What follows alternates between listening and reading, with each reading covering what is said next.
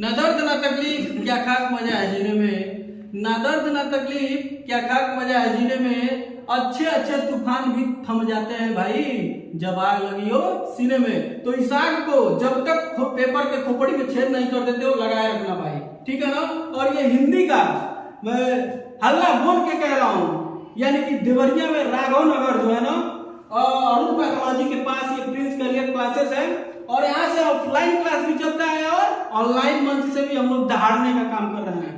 GS के लिए अमित गुरुजी हमारे जीएस के कह रहे हैं ना कि बच्चों के जैसा आपको लपेट लपेट के जिस तरह से सवाल और रोटी को सान के आप लोग खाते हैं ना, चावल रोटी एक ही में सान देते हैं जब बच्चे छोटे होते हैं ना, उस तरीके से जीएस को एकदम बेहतर तरीके से कंटेंट के साथ पढ़ाया जाता है। और अमित सर जो कि रीजनिंग और हिंदी के एक तरीके से जादूगर है, जैसे महाजादूगर नहीं कहेंगे, जादूगर है, ठीक है ना। अब आज हम लोग बात करेंगे भाई संज्ञा के बारे में। कहीं भी पढ़ते होगे ना, कहीं भी हिंदी का क्लास किए होगे ना, मात्र हमारे साथ इस वीडियो में 5 से 7 मिनट बने रहो। अगर अपना मतलब एक तरीके से आपके दिल में स्थान को बना लिया ना, तो फिर मेरा नाम धनंजय नहीं। चलिए संज्ञा का शुरू करते हैं यहाँ पर। और सबसे पहले अगर हम संज्ञा को शुरू करेंगे तो सबसे पहले इसका परिभाषा आता है, तो इंग्लिश में सुनिए। A noun is the name of person, place or thing. Any name is a noun including a feelings.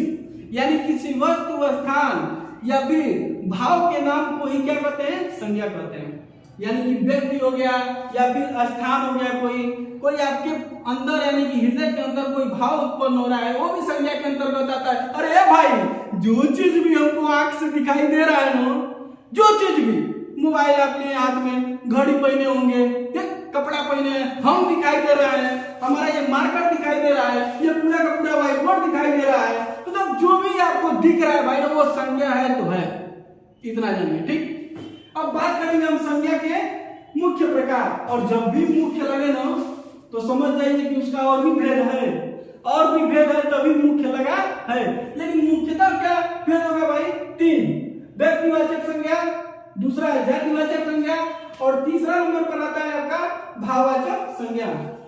वैसे तो बहुत से लोग जानकार हिंदी के कहते होंगे कि 5 भेद होता है, नहीं, मुख्यतः 3 भेद होता है।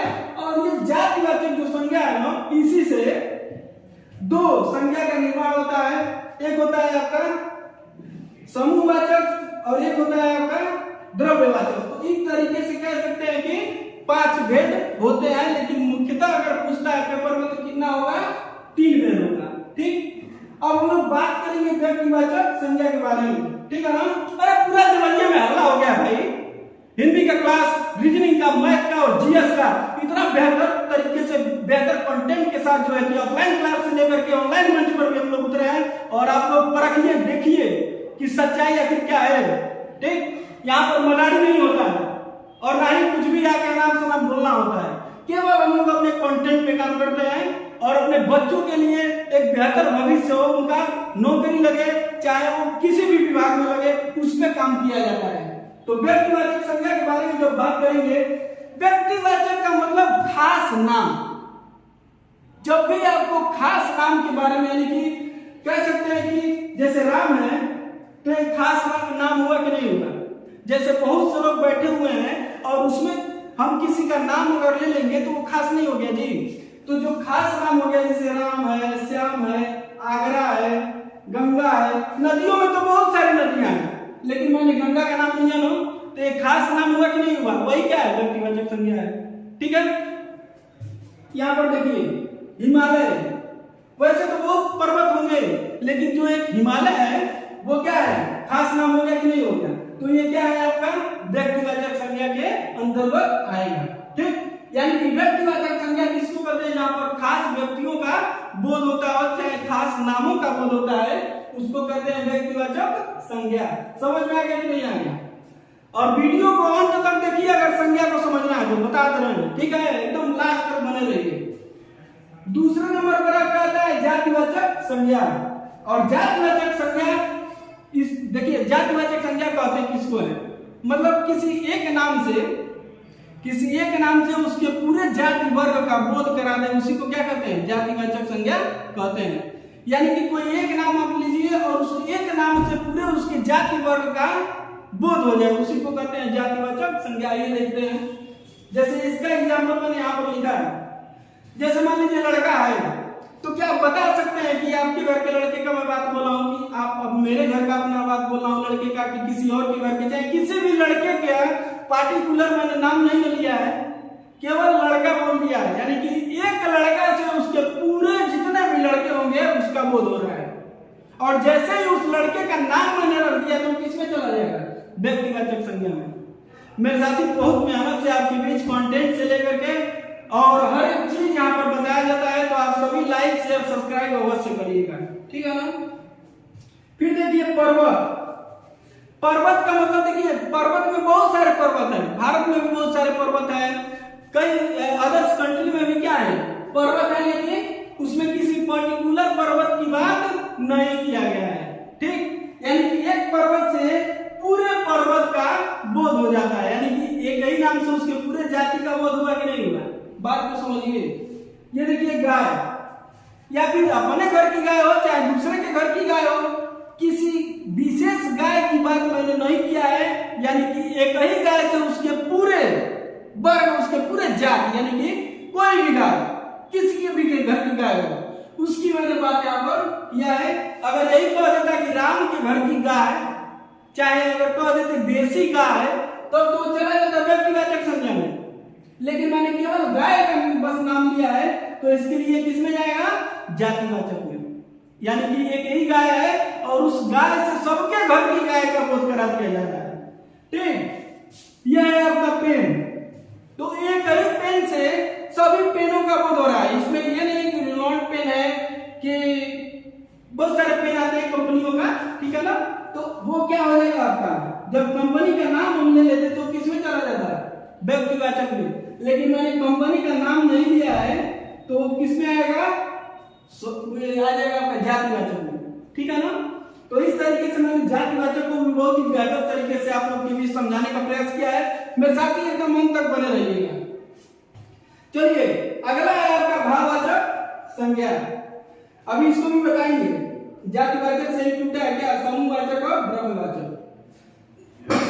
देखिए भाववाचक के बारे में अगर बात करेंगे तो देखिए जहां पर क्या हो, फीलिंग्स की बात हो, जहां पर क्या हो, भाव उत्पन्न होता हो, आपके हृदय के अंदर से कोई भी संवेदनाएं जो किसी कार्य को कोई कर रहा है उसके प्रति, या फिर कोई बात है उसको आप किस तरीके से अपने भाव को व्यक्त करते हैं, उसी को कहते हैं क्या? भाववाचक संज्ञा। जैसे मान लीजिए लंबाई।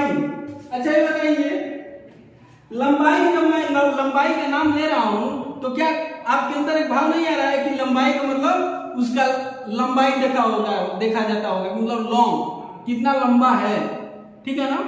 यानी कि कह दिया कोई मोहन की लंबाई अच्छी है, तो ये लंबाई से आपके दिमाग में क्या सेंस आ रहा है कि मतलब बहुत लंबा होगा। अगर मान लीजिए कोई छोटापन कह दिया तो यानी कि बहुत छोटा, आपके अंदर छोटे का भावना आता होगा, कि आपके अंदर एक इमेज तैयार हो जाती होगी लंबाई से। मेरे कहने का मतलब बस ये है। जैसे मानिए यात्रा को आपने देखा नहीं होगा लेकिन महसूस अवश्य किए होंगे कि मैं देवरिया से गोरखपुर गया था, या फिर गोरखपुर से मैंने दिल्ली तक का सफर किया था। तो एक जो यात्रा, उसके दरमियान आपकी यात्रा का नाम जो आता है वो क्या होता है? भाववाचक होता है। तो यात्रा के संदर्भ में आपके दिमाग में इमेज ही बनेगा कि मैं गया था तो इस तरीके से गया था, लेकिन जो यात्रा है वो क्या हो गया? वो भाव एक तरीके से प्रकट कर रहा है, यानी कि आप उसको महसूस कर पा रहे हैं यात्रा को। बस से गए थे, ट्रेन से गए थे, कि हवाई जहाज के द्वारा गए थे, ये क्या है? भाव है, यात्रा, ठीक है ना। अब देखिए प्रेम, ये भाववाचक संज्ञा का बात हो, प्यार मोहब्बत वाली फीलिंग्स ना है तो हो ही नहीं सकता है। यानी कि जो प्रेम होता है उसको महसूस किया जाता है। देखते हैं ना कि आज भी बहुत से ऐसे लोग हैं कि वो प्रेम किससे करते हैं? श्री कृष्ण भगवान से कर लेते हैं। किसी का प्रेम हो जाता है राधा रानी से, या फिर राधा रानी का भी, मीरा का भी प्यार किससे था? प्रेम था किनसे? श्री कृष्ण भगवान से। वो एक फीलिंग होती है। प्रेम क्या है? फीलिंग का शब्द है, उससे महसूस किया जा सकता है, ठीक है ना। तो इस प्रकार से जैसे बुढ़ापा है तो आपके अंदर इमेज आता होगा। देखिए मतलब ये देखिए इसका सेंस क्या है समझिए, भाववाचक का सेंस क्या है। जैसे बुढ़ापा का मतलब क्या होगा, आपके अंदर इमेज बनता होगा कि किसी व्यक्ति का बाल क्या हो गया होगा, सफेद हो गया होगा, दाढ़ी भी उसकी सफेद हो गई होगी, वो थोड़ा सा झुक के चलता होगा, लाठी का उपयोग करके चलता होगा। ये सब फीलिंग्स आपके अंदर आई कि नहीं आई? तो यही सब जो फीलिंग आपके अंदर आ रहा है मेरे भाई, वही क्या है, भाववाचक संज्ञा है। तो देखिए यहाँ पर बेहतर से बेहतर कंटेंट आप लोग के बीच प्रोवाइड किया जा रहा है। अमित सर के द्वारा जीएस और मैथ और रीजनिंग पढ़ाया जा रहा है, हमारे महागुरु कह सकते हैं अमित सर के द्वारा। आप सभी के बीच बेहतर कंटेंट देने का हम लोग काम कर रहे हैं और उसके साथ साथ कड़ी मेहनत भी किया जा रहा है कि इसमें से जो भी चीज मैं पढ़ा रहा हूँ आप देखिएगा, पेपर में अगर न दिखे या फिर कहीं देखिएगा प्रीवियस ईयर का टेस्ट उठाइएगा, क्या इसमें से पेपर बना नहीं है जो मैं आपको बोल रहा हूँ, जो समझा रहा हूँ। तो ये सब चीजें देख के भी आप लोग चैनल से जुड़ने का काम करें, ज्यादा से ज्यादा लाइक शेयर सब्सक्राइब करिए, अपने मित्रों को जोड़िए। ऑफलाइन क्लासेस हमारा चलता है यहाँ पर, आप लोग उससे भी जुड़ने का काम करिए। अभी तो शॉर्ट में मैं बस वही चर्चा कर रहा हूँ जो पेपर में आने की संभावना है। अब देखिए जातिवाचक ही क्या होता है, टूटता है और इसको क्या किया गया है, समूहवाचक नाम दिया गया है और इनको द्रव्यवाचक नाम दिया गया है, ठीक है ना। अच्छा बताइए, ये परिवार किसी खास नाम नहीं आ रहा जी, परिवार में खास नाम तो आ नहीं रहा है, ये तरीके से जातिवाचक के जैसा लग रहा है, लेकिन वही परिवार में कब लोग होते हैं, 4 लोग, 5 लोग, 6 लोग, 10 लोग, 20 लोग हो सकते हैं। तो इस प्रकार से ये परिवार किसमें आएगा, जातिवाचक से टूट के किसमें आएगा, ये परिवार समूहवाचक में, किसमें आएगा, समूहवाचक में, ठीक है ना।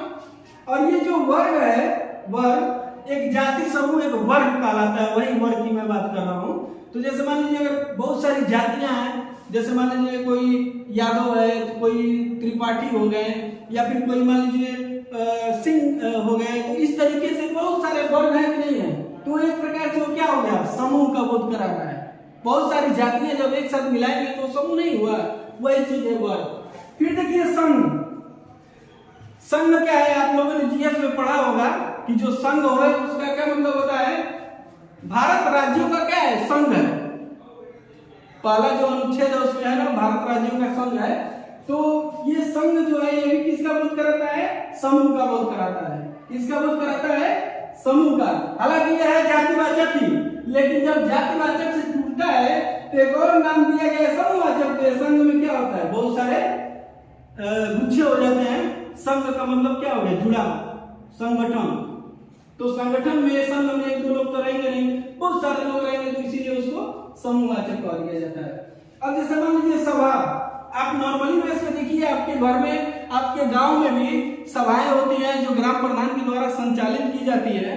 तो उसमें बहुत सारे लोग इकट्ठा होते हैं और राय करते हैं, पंचायत करते हैं। पंचायत भी क्या है, मानी कि कुछ लोगों की राय, या फिर सभा को कह सकते हैं कि बहुत सारे लोग इकट्ठे होकर कोई सभाएं करते हैं। तो सभा में 1-2 लोग तो नहीं रहते, बहुत सारे लोग रहते हैं, इसलिए वो समूह के अंतर्गत आएगा। ठीक, आशा करते हैं कि समूहवाचक भी आप समझ गए होंगे। अब जातिवाचक से ही टूटा है द्रव्यवाचक संज्ञा, ठीक है ना। द्रव्यवाचक संज्ञा टूटा है, तो ये बताइए, ये लोहा जो है, लोहे में भी बहुत सारे नाम होते हैं, लोहे का नाम, तो जब उसका नाम हम रखेंगे तो हो जाएगा व्यक्तिवाचक। लेकिन ये होगा आपका जातिवाचक, और जातिवाचक में जब नाम नहीं रहेगा किसी का खास, तो जातिवाचक में आएगा और इसी से टूट कर बना है द्रव्यवाचक। और द्रव्यवाचक का मतलब यह होता है कि जो खनिज होते हैं या फिर जमीन के अंदर से भी बहुत सारे लौह अयस्कों को प्राप्त किया जाता है, या फिर ऐसे होते हैं कि जो मॉलिक्यूल्स होते हैं। जैसे साइंस में आप लोगों ने पढ़ा होगा कि बहुत सारे तत्वों से मिलकर के कोई अगर तत्व तैयार होता है, या फिर कोई एलिमेंट्स बनता है, कोई वस्तु बन जाती है, तो उसको भी क्या कहते हैं, द्रव्यवाचक ही कहते हैं। तो जैसे सोना हो गया, ठीक, घी हो गया, यानी कि सोना, चांदी, घी, ये जितने भी होते हैं, तेल हो गया, ये सब किसके अंतर्गत आएंगे, द्रव्यवाचक संज्ञा के अंतर्गत आएंगे। ठीक, अब सबसे महत्वपूर्ण अभी तक का, सबसे महत्वपूर्ण ये गोस्वामी है, पंडित जी है, जयचंदों से सावधान, ये मैंने क्यों लिखा है भाई, ये सबसे महत्वपूर्ण है। और ये यूपी पुलिस में और यूपीएसआई में भी बहुत बार पूछा गया है। तो देखिए यह काव्य गोस्वामी जी के द्वारा लिखा गया है। तो ये बताइए, हमारे पापा गोस्वामी थे, हमारे चाचा गोस्वामी थे, हमारे घर के पटदारी में का कोई गोस्वामी है, उसकी बात हो रही है यहाँ पर? नहीं, ये वही गोस्वामी जी की बात हो रही है जो रामायण की रचना किए हुए हैं। तो यही गोस्वामी जी की बात हो रही है। तो ये तो है जाति, गोस्वामी एक होती है जाति, लेकिन ये खास गोस्वामी की बात हो रही है तुलसीदास जी की। तो ये किस में आ जाएंगे? व्यक्तिवाचक में आएंगे। और ये यूपी पुलिस में पूछा है बाबा, एकदम ध्यान रखिएगा। पंडित जी भारत के प्रथम प्रधानमंत्री थे। हमारे गौरव पंडित जी, तुम्हारे गांव में पंडित जी नहीं, ये कौन पंडित जी? जवाहरलाल नेहरू की बात हो रही है। अब प्रथम प्रधानमंत्री जवाहरलाल नेहरू थे जी। तो ये किसमें आएगा? जातिवाचक होते हुए भी किसमें आएगा? ये व्यक्तिवाचक में। और यही सबसे बेहतर संज्ञा में अगर कोई चीज है तो यही है। और यही से क्वेश्चन बनता है, 100% बनता है, और इस बार भी बनेगा किसी भी एग्जाम में। और देखिए एक और आ गया है जो अपने देवरिया में भी बड़ा फेमस हो गया है, जयचंदों से सावधान। जयचंदों से सावधान यानी कि लूटपाट करने वाला ये क्या कहलाता है? जयचंद, या फिर धोखाधड़ी करने वाला जयचंद कहलाता है। तो जयचंदों से सावधान यानी कि ये बात चली गई है, वो तराइन के युद्ध हो गया या फिर पृथ्वीराज से जो युद्ध हुआ था उसमें जो जयचंद का क्या किया था? गद्दारी किया था ना, उसकी बात होनी चाहिए जयचंदों से सावधान। लेकिन नहीं, यहाँ पर इस समय के जयचंदों से सावधान जो धोखाधड़ी कर रहे हैं आपके साथ और हमारे साथ भी। तो इसीलिए कहते हैं कि कंटेंट देखो भाई, ये पढ़ाई देखो भाई, एक दो दिन आके हमारे कोचिंग सेंटर में डेमो ले भाई, तब तो ना तुमको पता चलेगा कि आखिर में चल क्या रहा है। कुएं का मेढक बनने से बहुत अच्छा है कि आप आकर के हमारे यहाँ में दो दिन डेमो लेकर के देखिए। अब मजा एकदम गारंटी के साथ कर रहे हैं, किसी और कोचिंग सेंटर में जाने का नाम नहीं लेंगे। ये हमारा स्टेटमेंट है, आइए तो सही एक बार। तो जयचंदों से सावधान ये क्या है? जातिवाचक तो है, लेकिन ये आएगा किसमें? व्यक्तिवाचक में। और तो इस तरीके से पूरा संज्ञा का भाई भंडाफोड़ कर दिया मैंने, पेपर के खोपड़ी में छेद कर दिया। संज्ञा से रिलेटेड जो भी क्वेश्चन आएगा इसी वीडियो से आएगा अपने दोस्तों में। अपने दोस्तों के दोस्त कब होंगे? जब इस वीडियो को शेयर कर देंगे। और जब आप वीडियो को शेयर कर देंगे तो आप हमारे दोस्त हो जाएंगे। ठीक, तो बोलिए बांकेलाल बिहारी की जय। तो आज के लिए बस इतना ही, जय हिंद।